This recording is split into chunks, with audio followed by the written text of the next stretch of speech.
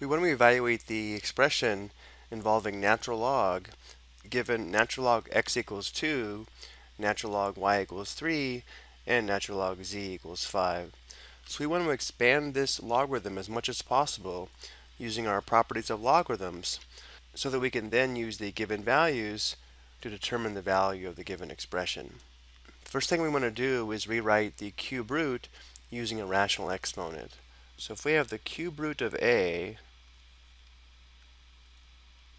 the index is 3, and the exponent on a would be 1, so taking the cube root of a is the same as a to the 1/3 power, which means we can rewrite the given natural log as natural log x to the power of 2, y to the power of -4, z to the power of -1 raised to the 1/3 power.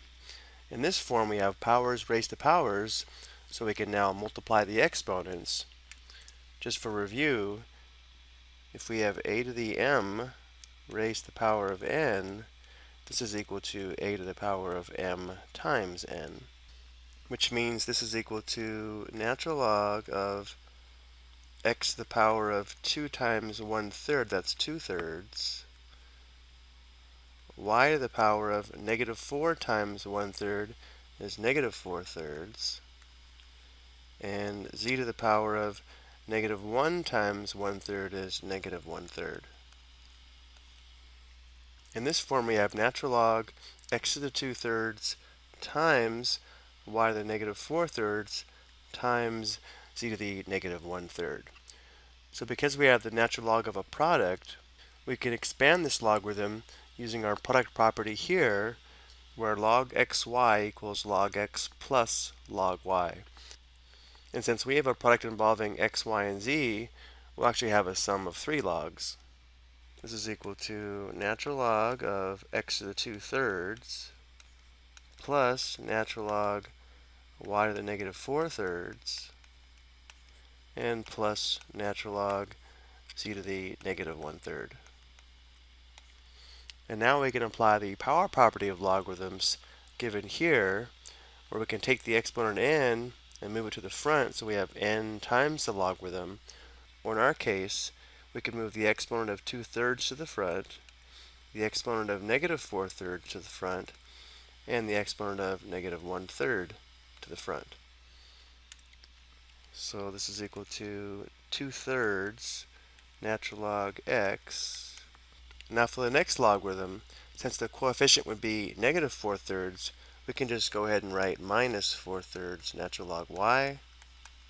And the same thing here, instead of writing plus -1/3 natural log, we can just write -1/3 natural log z.